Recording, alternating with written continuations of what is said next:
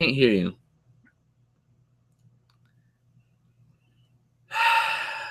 Raj, you're muted.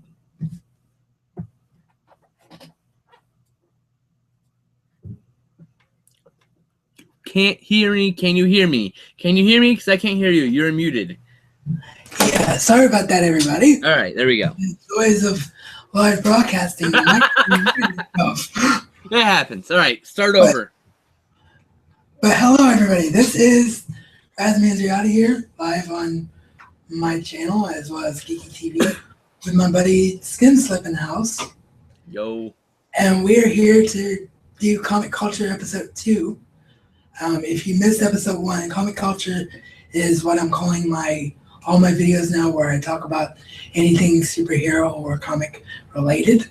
That way it's all uniformed, and I don't have to have like a set reason to answer these questions I get all the time about like the comic world. So go ahead. Sorry. So this is episode 2, and this one's going to be all about Marvel's Daredevil season 1. Now, we're not going to call this a review because we both watched the show fairly quickly after it was released on Netflix. So we're not going to be able to like remember episode by episode breakdowns, but we can tell you about how awesome it is and what our opinions were and what worked and what didn't work. So Brandon, and I should mention as well that this is my first broadcast. Well, my second broadcast, because the first was a review 2 years ago with Justin on MLB 14, the show.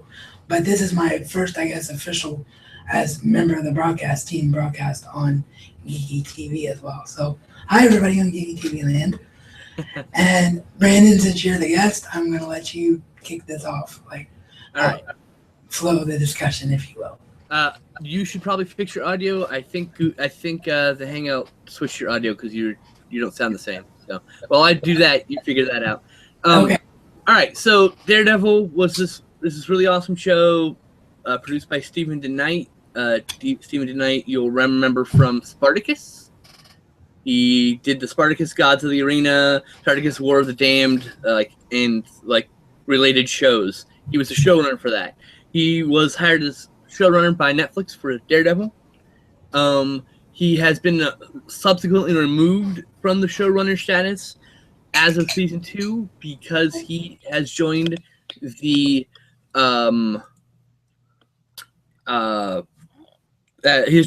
Transformers writer room for that 12 movie franchise they're gearing up for. Not even kidding about that. But let's see here. Yeah, sorry about that. Audio should be better. Better now. The headset came disconnected because I went too far back from the tower. Because you see, this is why I use the Yeti for videos, because you can post-process the Yeti just fine. But we figured out for live broadcasting doesn't work so well because it tends to echo my voice. So we figured that out the other day when we were in a hangout off air. But anyway, continue your thoughts. Sorry about that. All right. So this was also created by Drew Goddard, I believe. He's a series creator technically. The showrunner and series creator. The guy who creates the whole thing, he writes it. He hires, he's basically, he dictates how the show looks and is. So I guess Drew Goddard started, and then he left to go do Sinister Six. He's doing the Sinister Six film, and Stephen Knight picked up, and that's how we have it, because him with Netflix, and he was able to push it through, and we got Daredevil, and it is critically acclaimed now. It definitely is, and I think, that's where we should probably start it out, because a lot of people who don't read comics, their memory of Daredevil is going to be the Ben Affleck film, and what that film didn't do, and what the show did do was in terms of the show, it didn't tone down the character. It didn't make it PG-13. It went full out violence, which is what you need in order to do Daredevil right. Yes. But getting it right, that's a big problem I had with the Daredevil movie, was that he murders someone outright, the very first fucking sequence. I was like, really? Really? That's not. I don't know. I just felt that was a bit hardcore for an established superhero. And this one, it makes a little bit more sense because he's starting out. He's still learning. You know, he's still not trying to hurt anybody, but he makes mistakes. And what's funny is you get that in the first scene with him killing somebody in the movie, and then the rest of the movie he's not violent enough. Exactly. That's the whole issue. And I get the point, like he's trying to find redemption for killing, but it didn't fit Daredevil. Is all I'm saying. Like, no, I mean the director's cut, to be fair, is a far better film. Like if that was the film they would have released theatrically, there wouldn't have been as many issues. But when people think of Daredevil, when hardcore geeks like you and I who read comics and have been reading comics for as long as we can remember in our life, when we think of Daredevil, this is what we wanted on a screen. I find it interesting that 10 years ago-ish, Daredevil was released theatrically, and that's what started the current Ben Affleck, Jennifer Garner romance or whatever. Yes. And then today, news broke that it's ending. That is ironic. That is kind of ironic. We're talking about that today. It was just coincidental. Later this year, we actually get Marvel's Jessica Jones, a.k.a. Jessica Jones or whatever. And then we're going to get next year Luke Cage and Iron Fist. And then after that, we're going to have The Defenders, which is all those characters combined. So right, and The Defenders is sort of like a poor man's Avengers. And the person that is bringing together the Defenders is Coulson from the Avengers, and he's already confirmed that Clark Gregg has already confirmed that he's going to be involved in that project. So the Defenders, the whole point about the Defenders is they are. I just happen to have a Defenders comic right here at hand. It was just coincidental. I was going to review this later. And the Defenders are a team of superheroes that don't work well as a team. Generally, is the idea. What should have been is instead of the Defenders, that should have been called Heroes for Hire or Marvel Knights. Yes, I agree with that assessment. And DC comparison would actually be something that's about to be a TV show this year, which is Legends of Tomorrow. That is Tomorrow. Yeah, that is the new DC sequel show where they're going to have Captain Cold and what's the other guy's name? The other villain's name from The Flash, and it's also going to have White Canary, Sarah Lance, and it's also going to have the Atom. Oh, look at that! Yeah, Rip Hunter travels back in time to the present day, where he brings together a team of heroes and villains in an attempt to prevent Vandal Savage from destroying the world and time itself. Vandal Savage is an immortal in the DC Comics universe. Sorry. Yes, and we're finally getting Vandal Savage in some kind of screen form, which is amazing. Yep. Getting Firestorm, Atom, Canary, Rip Hunter, Hawkgirl, Jay Jackson, Heatwave, and Captain Cold. And for Arrow fans, this is what's going to get you so excited. Katie Lotz is back as White Canary. She didn't die. So, spoiler alert. Yeah, I'm not going to... nothing... I didn't say anything about what happened in season 3 to make you think that she would die, but I'm just telling you she didn't die. So, yeah, I'm sorry. I should have said spoiler alert. I'm sorry. I'm so sorry. But yeah, that's all right. It happens. Yeah, I needed people to get psyched up to see Legends of Tomorrow, though. I haven't gotten there, but I knew it was going to happen. And that's the big one. That's a big one. But, okay, so yeah, the Defenders and Legends of Tomorrow would be comparable to each other, correct? In comic, it's funny. Legends of Tomorrow doesn't exist in comic form, as far as I understand, unless it's a newer team. But they're essentially a TV version of the Marvel's Defenders in the DC universe. Yes. Exactly. So, and the thing about, and real quickly, just to, because this is a Marvel show, so we don't want to spend too much time on it, but I have to get Brandon's reaction to this since he didn't know anything about the show, unless he just spoiled it for himself on IMDb. Do you know who's playing Rip Hunter? I didn't read the cast names on purpose. So okay, so do you want to know who's playing Rip Hunter? No, I'm good. Okay, well then we'll move on then. But yeah, so the whole what Marvel's doing with teaming up with Netflix and doing all these solo shows. I guess before we continue on with Daredevil and the discussion, do you like this approach? Do you like Netflix getting all these shows rather than being on network TV? Do you think it's like a good way to get people to subscribe to Netflix, or do you think it's like unfair to people who don't have it? Or it's unfair to ask that question to me because I've been a subscriber of Netflix over a decade now. I've been with Netflix since Blockbuster laughed in their face at merging, and then Netflix destroyed them. I mean, like I've been there since since DVDs started being sent out by them. Like I've been there for a long time. So when they started doing streaming, I jumped right the fuck on it.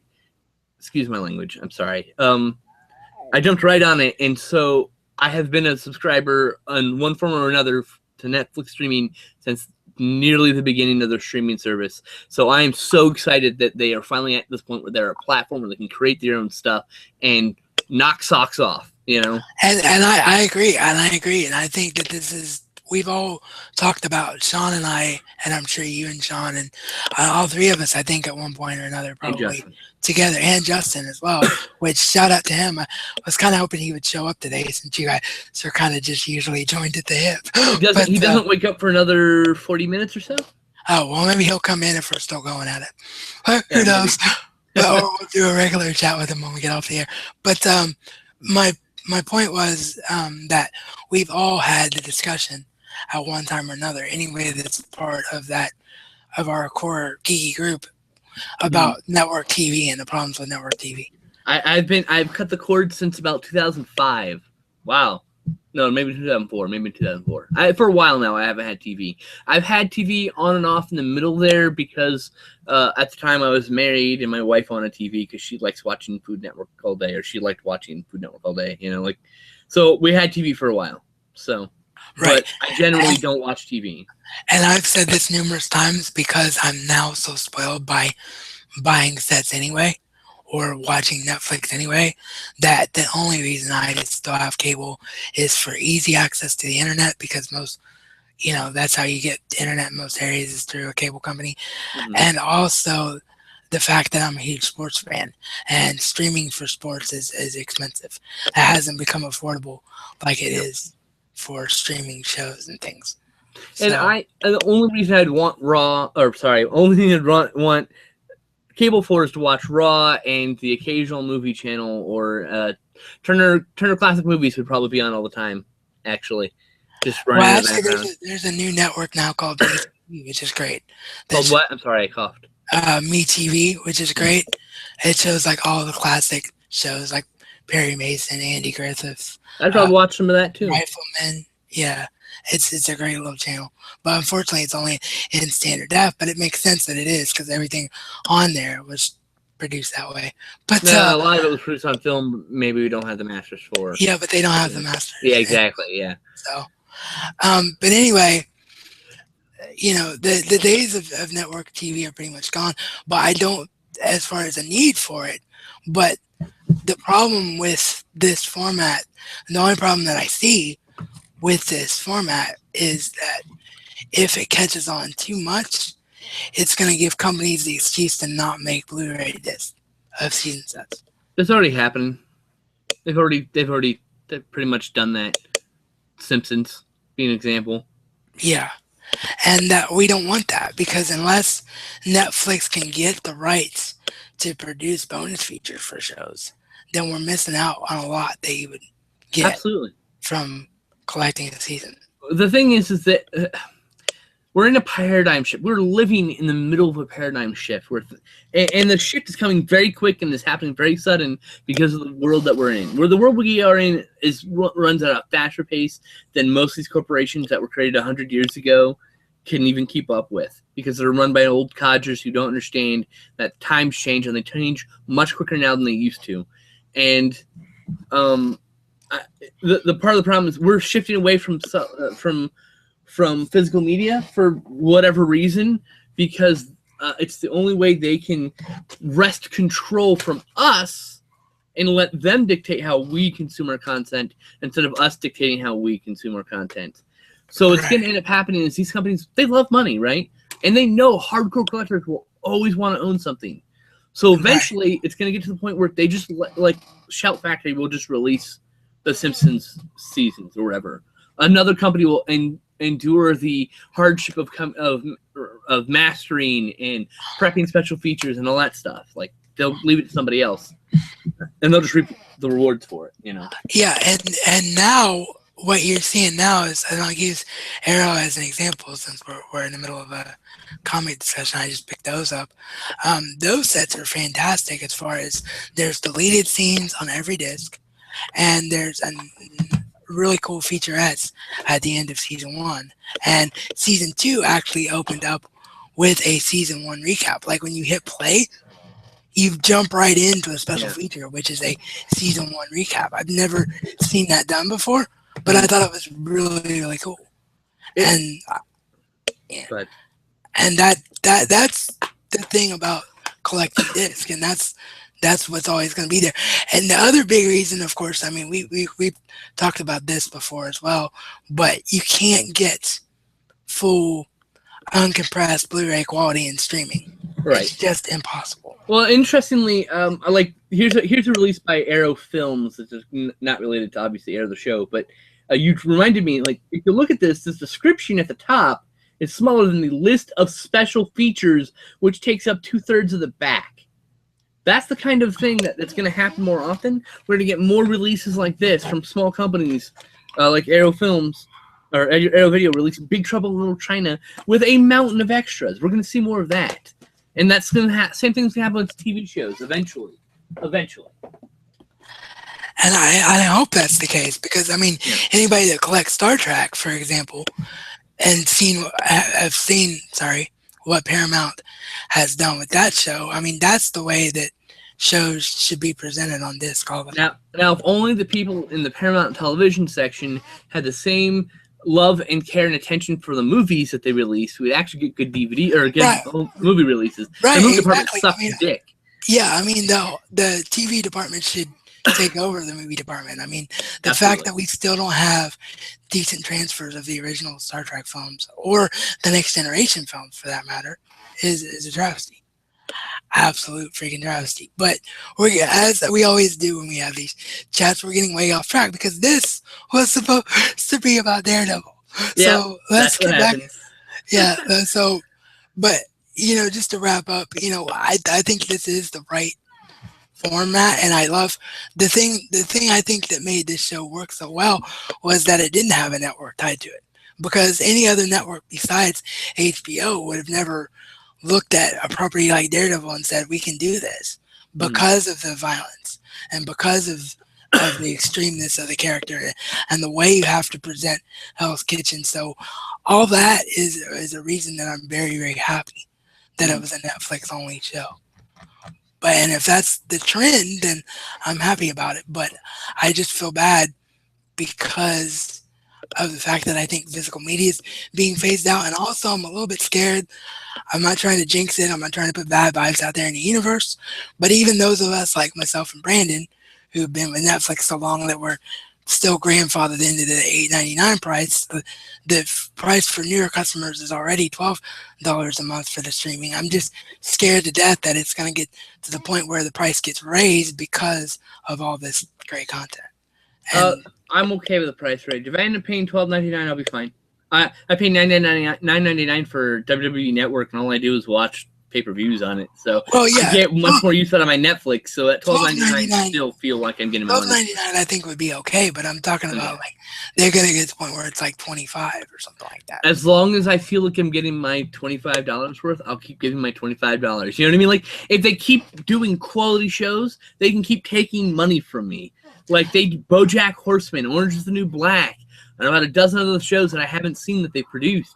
All of them are apparently great, The terrible, I forget the name of it. My friend Bob is going to House of Cards. Sorry. House of Cards I'm thinking of. is another one. But yeah, there's a lot of really good Netflix originals. And, the Arrested Development reboot was hit and miss, but it was still good. We're getting a fifth season. Did I mention that? Netflix is awesome. We're getting a second season of BoJack Horseman. We've already been getting another season of Orange is the New Black. I think the new season of House of Cards shows up soon, like later this year, I think. I would love. I don't know about you, and I don't think they would ever do it. because HBO is always been a premium network. But I would love HBO and Netflix to strike some kind of deal so that people who don't. Oh, the problem with that is HBO's dumb. They have rights to movies they've never even released on DVD, but they've released on VHS. They have that company's so back-assward. Oh my god. Well, yeah, so it is. expensive I mean, from them. can you imagine? I mean, Game of Thrones is so huge already, but can you imagine the level that it would get to if you pay $50 a season for that freaking show? Exactly, but can you imagine the level that it would get to if it was on Netflix? I think HBO is doing just fine, honestly. I don't think HBO needs Netflix per se. They don't need it, but I would love it, for stuff like Entourage and The Wire. But, that's a whole. I would love to be able to see The Wire finally, absolutely, but. And Wire just got remastered. Like if you watch it now via HBO Go, it's in full HD. Finally. Yeah, it's in full HD, sure. So I heard lots of negative things about that because it wasn't a show shot in HD. Well, yeah. Well, it wasn't a show shot in HD, but they claim that they always had widescreen. They filmed it in widescreen. They went back and remastered it. I haven't checked it out yet because I'm hearing such mixed things. I'm scared to go. I'm scared to go and look at it because I don't want Wire to be ruined in my brain. My problem is like, okay, great. So you wanted to do that, but how hard is it to give it the Paramount treatment? Why isn't this on Blu-ray with both versions swappable, like the Star Trek? Every Star Trek show that's been released on Blu-ray has that. Why can't you do it? Exactly. Don't give me a tally about money. You're going to make lots of money off it. You shush, Exactly.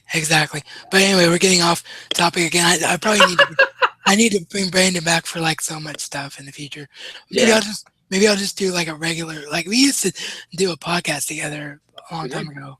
Maybe now that can have the time because of the job I'm working and my personal situation is so much better now to do live streaming. Maybe I just need to bring back RMR or bring back a show with Brandon where we can just go off on stuff. I'd prefer a Monday, Thursday, or Friday for that, actually, if we can do a consistent stream. Because I already have streams on those days. So if I could just make it that I'm doing all my streams on those days, I don't have to worry about it. Absolutely. Well, we'll talk about that later on. Yeah, sorry. But but as far as what they did with Daredevil, like probably like 20 minutes into this 25 minutes in, let's get back to Daredevil. Hi, we're going to talk about Daredevil 25 minutes in. Let's talk about Daredevil. Yeah. So, okay. So, like, let's do the obvious things, like casting. What did you think of that?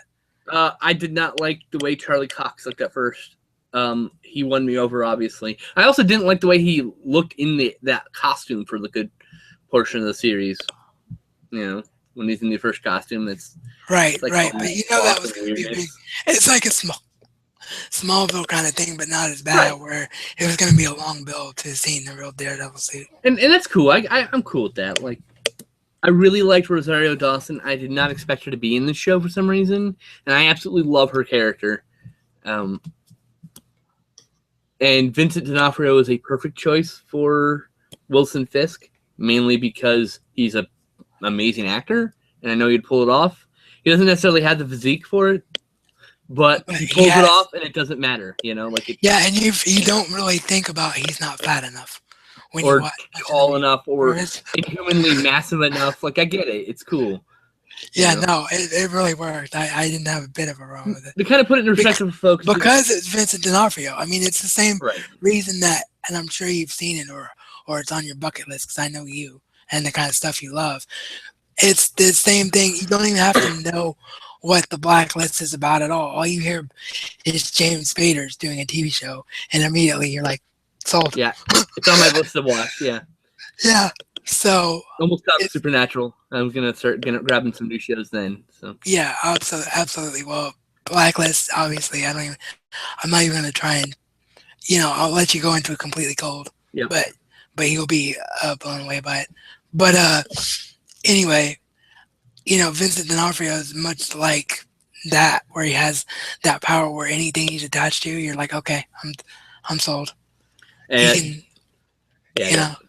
to put it in perspective for everybody, the sizing on like Spider-Man versus Kingpin. Kingpin in the comic is like 8 feet tall, like 12 feet wide.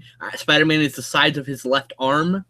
I mean, like, he's a massive, huge man. He looks like he's fat and obese, but what he is all muscle. And so he's like super strong almost. So that's the idea behind in the comics. And so to bring that to a film would be, or a live action would be very difficult to make believable, right? So Right, sure. So I understand, and D'Onofrio knocks it out of the park. There are moments when I want to like his character, but I can't because I know who he is. Exactly, and that's what makes a great villain, and that's the way the Kingpin was always written on the page too, which made it always hard for some actors to play him. Mm-hmm. Was that he's evil as anything in the world, but it's almost understandable in a way, some of the stuff that he does. Yeah, everything in the show that he does is motivated perfectly. It's believable. I believe that's why he's doing this, you know? Yeah, I mean, none of us would have that kind of a mind, but if we did, we can understand how it would go there. Right, exactly. We understand the logic behind it completely. He's like a hurt animal, you know? He's just lashing out in ways that makes him feel better, you know? What did you think about the relationship, the way that they did the relationship between Matt and his dad in the show? Because I always thought that was something that the movie really screwed up, and I thought the show did it much better. I thought the director's cut did a better job in the movie. Speaking of the movie, did a better job with his father. Changed some things that shouldn't maybe not have been changed, but you know it makes sense filmically, especially if you have no idea the history. What I did like about this is when they did a flashback, you see like Matt Murdock versus Crusher Creel, and for those who don't know, that's a nod to the Absorbing Man. He's a villain in the Marvel Universe. His name is Crusher Creel. He was a boxer. I don't believe in the comics they ever fought, like the battling Murdock and Crusher Creel, but I know they were both boxers in their backstories or whatever. Yes. So, I just thought that was a nice little nod. I love that too. I geeked out at that as well. But I thought that even though we didn't see as much of him maybe as we should have, like we only saw him maybe 3 or 4 episodes, I was like, it's enough to make you understand what Matt's motivation is for becoming. Yeah, and I think we'll see more of him in the next season, you know. I hope so. I certainly hope so. And I thought the only thing I think that would be somewhat, I don't want to call it a complaint, but if you hadn't read the comics and you're coming into this as like a watcher of TV shows or a cinephile or somebody that just likes superhero TV or film, the thing that I thought was kind of, people might look at it and be like, why is this happening, is the fact that you had Rosario Dawson as one female lead and then you had the other female lead, which was Deborah Ann Wool. Deborah Ann Wool. You know, Ann Wool. Yeah, I mean, Deborah Ann Wool. So. Yeah, and her character is the main character from the comics and was established right from the beginning. So I knew that she was going to be in the show and a major part of it. But that's why I didn't really understand. Okay, well, if she's already here, then why is Rosario Dawson's character there? Because at some point in the comic, Karen Page leaves and goes to Hollywood to be a movie star. You also understand. So I think they're building to that. There's going to be some sort of emotional conflict, I'm guessing, at the end of season 2, in which Matt has to choose, Karen chooses for him, and leaves. That's my guess. Yeah, that could be the case. Right. But what I'm saying is, if they're going to do that, why didn't they introduce that secondary / replacement character later on down the line, rather than put them both there and try to create that conflict right from the very beginning? I was worried that was going to confuse the audience, like a general audience. I get the feeling that Eldon Henson's character, Foggy, is going with Karen, and Matt is going with Rosario Dawson's character. And at some point, things are going to get complicated, you know? Yeah, Foggy's great. Foggy is so perfect. So perfect. He was probably my favorite part of this show, to be honest. I love him so much, so really do. I didn't spend any time on Foggy because there's nothing bad I can say about the performance. It's that good. Yeah, he plays in all three Mighty Ducks. Let's not forget. You know. Yes, he does, and it was a little jarring at first to see him like all grown up and like, oh wow, he's Foggy Anderson now. It's a little weird,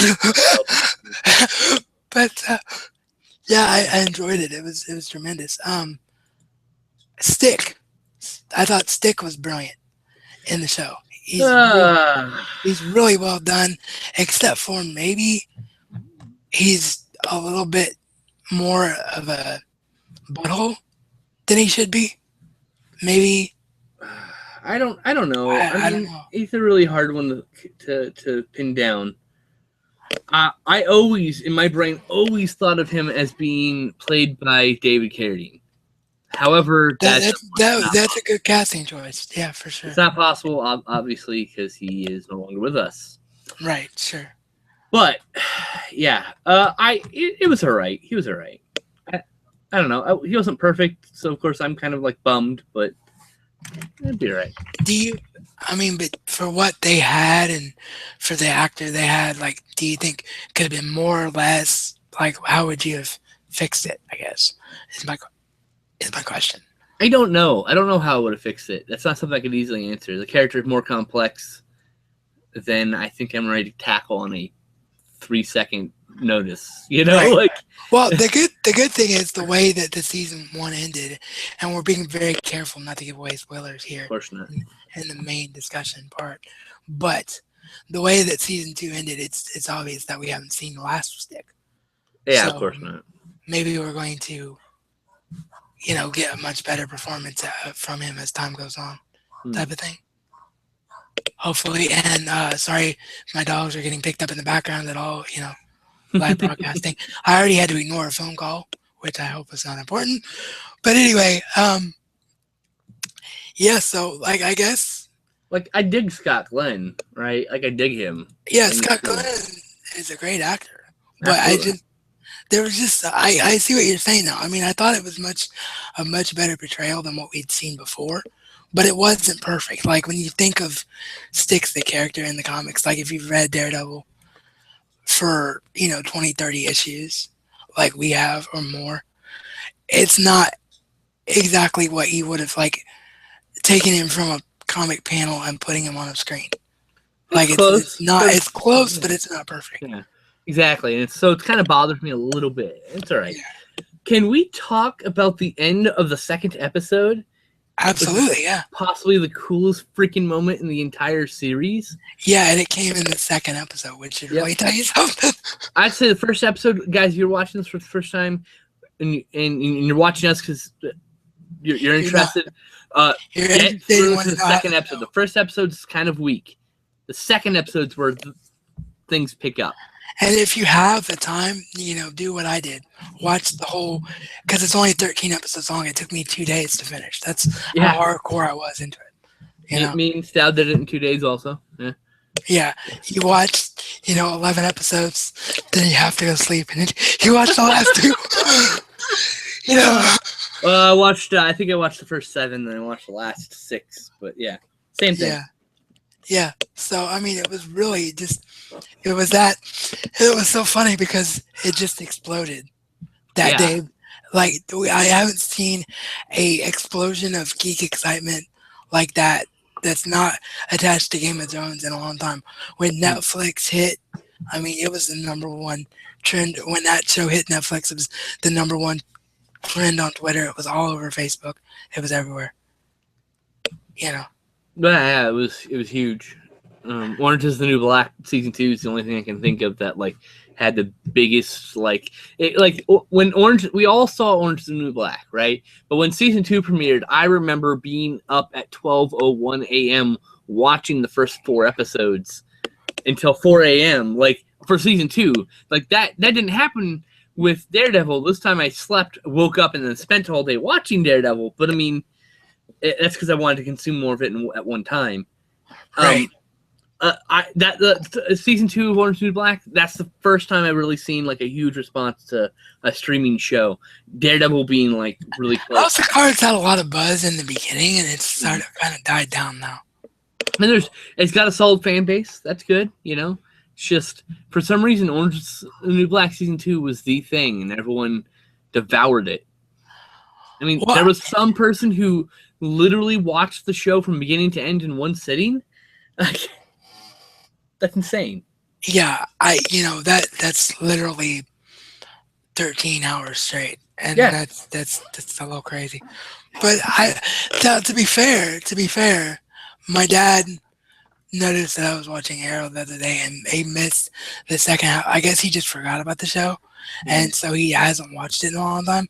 So we sat and watched almost the entire second half of Arrow season 1 2 days ago. We watched close to 14, 15 episodes in a day. So it can be done, but it's not usually. You usually don't think, oh, I'm going to be so hooked on something. But I'm already on episode 2 of season 2, and I just picked those sets up last week. So it should tell you how easy. Where I left off. Episode 2 of season 2. Yeah. Yeah, I just finished that. So we're literally, if you were to get the sets and start watching again, we could literally, I could stop and we could literally watch the show together. It's available on Netflix, I think. I don't remember. I have to check. I think it was added a few weeks ago, yeah. So, I mean, we could always do it that way as well. Oh. But, yeah, it's, Daredevil is just, it was great. And another thing, the thing we haven't touched on is, back to your original point about the ending of the second episode. Like, I'm going to do a thing, I'm going to wave like this. People who don't want spoilers, like, I'm waving to tell you that there are spoilers, and I'll wave again when the spoilers are done, because I want to talk about this with them. So, like, here's the spoilers, and wait for my hand to go back up. So, yeah, go ahead and go into that, man. So, Daredevil goes to this location to save somebody who has been captured. I'm going as spoiler-free as possible, but it's not going to be possible. And there's a fight sequence that happens in the hallway of this building that is very reminiscent of Old Boy, which, of course, it's supposed to be. It's an homage to Old Boy, but it's its own beast, and it is probably one of the best action sequences I've seen in the last decade that wasn't in a film called The Raid. You know, like... Exactly. So good. Yeah, it was just so well done. And it's one of those things where when I realized what battle they were doing as a comic reader, I'm like, oh God, they're doing this. There's no way they can do this on screen and capture what was done in the comic book, but they did it. Oh, absolutely, so well choreographed, and it's done in like 6 shots, but it's shot in a way that makes it look like it's one long shot. Yeah, and that's the other thing. I mean, I guess I can put my hand back up now. Yeah. But the other thing that, going into what you were just saying about episode 2 and the way they did that sequence there, the whole show was pretty much done in that sense where, yeah, it was multiple shots, but it almost felt like an old school, guy with his handy cam the whole time filming, up close and in your face action. And I think that's the cinematography wise, I think that was a brilliant choice. Like, whoever made that decision. What's interesting is me and Stylman are watching the first episode. The first episode has some really badly shot fight choreography. Like, it's some really bad stuff. Like, I was like, wow, that's not good. That's not a good sign. And Sal's like, oh no, they fucked it up, didn't they? And I have a feeling they did that to troll us. They did. They think that this is going to be a bad thing, and they're going to blow my freaking mind in the second episode. Right, exactly, and that's what they did. And I honestly think that because the thing that everybody thought was like, oh God, it's going to be on Netflix. So it's got no network involvement. It's got nobody in anybody's ear saying you got to change the character, do this, do that, do this, do that. So everybody was expecting perfection from the first episode. So they just gave us perfection in 12 episodes rather than 13 just to mess with us. It's an interesting show. I really dug it. I can't wait to buy it on home video. Yeah, I'm gonna buy it as well, but only if it like really loads up on the features. Because if it Because it's a Netflix original, so I don't think it's ever going to go anywhere. Yeah, I'm gonna buy it because I may not always have internet. Well, this is true. That's how I look at it. I'm just gonna buy it also to support. And in some alternate, universe, Netflix doesn't hold on to everything forever. So if Netflix ever stops streaming, that's what I always say to people. For people that don't get physical media, like we just went over that whole thing, and that could be a whole other, podcast show like we were talking about before. But for people that don't get physical media, that's what I always say to them. The reason that I still collect physical media is not just for content, not just to have something to look at. It's the idea of what if this thing that I love suddenly wasn't available to stream. Right. Then I can still have it and love it. Yeah, I have this movie. I will always be able to play this movie. This specific disc will probably outlast my life at this point. Exactly. 50-year discs. I don't think I'm gonna be alive when that thing finally starts to rot. Yeah, that's the beautiful thing about Blu-ray. I mean, unless you really get somebody who sends something to you and really, freaking mutilates it in the mail, you're never gonna have a damaged disc. You can get fingerprints on them on occasion. Like just yesterday, I had to clean off one of my Aero discs because the stupid hub was catching as I was trying to take it out. So I knew there was gonna be a fingerprint on the back. But I'm doing a video about Blu-rays one of these days, where I prove you don't have to even clean the fingerprints off.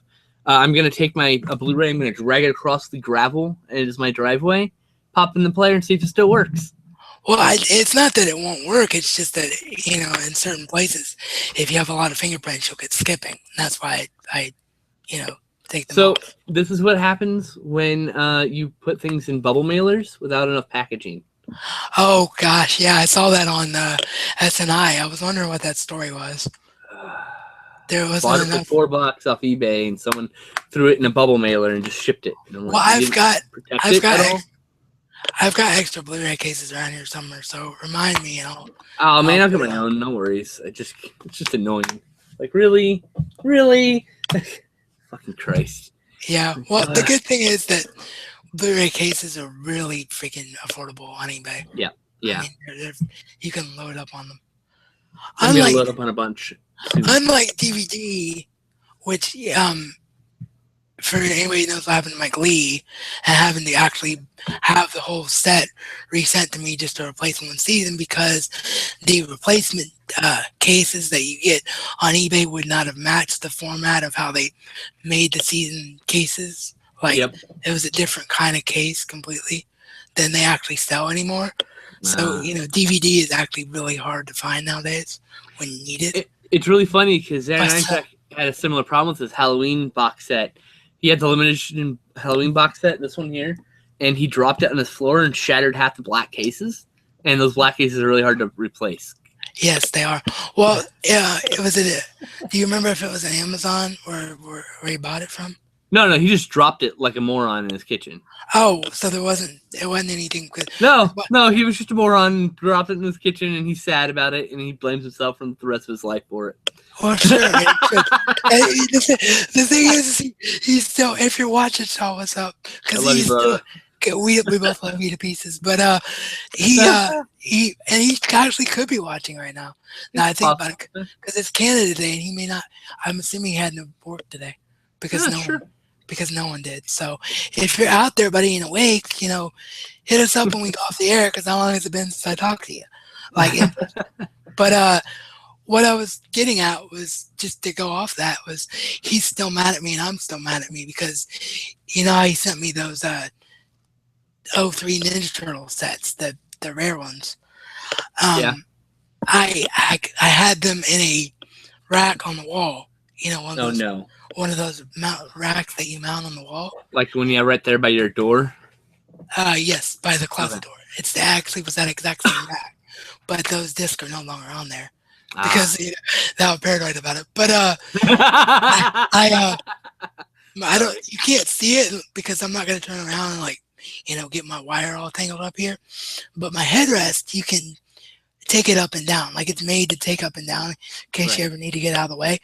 And the thing that takes it up and down has this, big metal piece sticking out of the back of it. So what happened was I was going to get one of those discs off the shelf, turn the chair too bad, and rip right across the artwork on. I feel the scar on my arm from one of those sliced me really deep, actually. Yes. So, my friend had a brother in a wheelchair, and we were horsing around, and he pushed the chair, and I didn't dodge fast enough. The metal went and cut me really deep, and I have a scar on my arm. It's not going to show up on the camera, but I just the metal bar sucks. The metal bars on wheelchairs really suck, but they're not nearly as bad as accidentally getting your foot run over. So thankfully that hasn't happened to you. But always be careful of how you organize your discs. Like the stuff that's on the wall now is all Blu-rays and it's all my music section. So it's stuff that if I want, I can get help with. And I don't watch nearly as much as the stuff that's on the actual shelves. So I don't risk damaging it as much as I, foresight being what it is. And I didn't have as big a room back then either. So that helps a lot too. Yeah, I'm out of room. So I started stacking box sets up here. Yeah. Well, you can see that. You can see that I did that a little bit as well. Like I have all my Batman stuff is now no longer actually even on a shelf. It's just on the top of the shelf. You didn't even have shit piled on the floor. Oh wait, I have that already. I have stuff on the floor over here. Yeah. Sidetrack 20 minutes later. Yeah, 20 minutes later, sidetrack. I think we're actually about ready to wrap this up. I mean, because I can't think of anything that we didn't cover really. It's such a good show. You need to watch it. You need to watch it. Yes. Thought. Yeah, tell us what you thought for sure. Use the chat, use the video if you watch the video. Comment, subscribe. Absolutely. Well, I was about to get into that. If you've never seen a live episode before, I should premise this. The camera that I use, I always color correct it in my videos, so that's why my color looks like way off right now compared to what it normally is, because I cannot color correct it in live broadcasting. Right. So, and that's also why I'm using a different microphone as well, because I can't do audio post-processing. And also this is currently, in addition to being a better mic for live broadcasting, it's also my only current working pair of headphones, which is necessary when you do live broadcasting as well. With a co-host. With a co-host, because you don't want the echo there from the voices. So if you were doing it by yourself, you'd be fine with whatever mic, but Yeah. But that's just a heads up to people that are like, why does Raz look really different right now? That's probably why. But that's why. Yeah, the whole SkinSlip, plug your stuff, and then I'll plug my stuff, and we'll get out of here. YouTube.com/SkinSlip, Patreon.com/SkinSlip, Twitter.com/SkinSlip, Letterboxd.com/SkinSlip. There's more. Facebook.com/SkinSlip official. Instagram.com/SkinSlip. Let's see here. What else? Do I have any more? I think that's everything. I think that's actually everything. All right. Oh, Twitch.tv/SkinSlip. There. All right.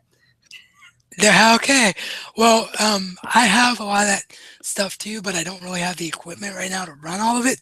So basically, my main places right now are YouTube.com/RazMansReality, which is most likely where you're at. Gonna be frequenting Geeky TV, and you probably heard us possibly planning inadvertently some things. So keep an eye out for that. Just relaunched, for lack of a better way to put it, my Patreon. So same thing there, patreon.com/RazMansReality. As our buddy John likes to say about Patreon and supporting what we do, no amount is too big, no amount is too small. So if you can become a supporter, please do so. Every dollar counts, trust me. Yeah, it really does, and we can attest to it. Him more so than me right now, but we can definitely attest to it for sure. Twitter.com/RazMansReality.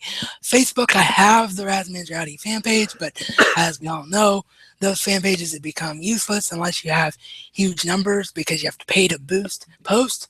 So the one that I actually advertise is a quote unquote personal page under my media name. So that's facebook.com/therazman and Instagram/Razman's Reality for when I can get out to take any interesting pictures.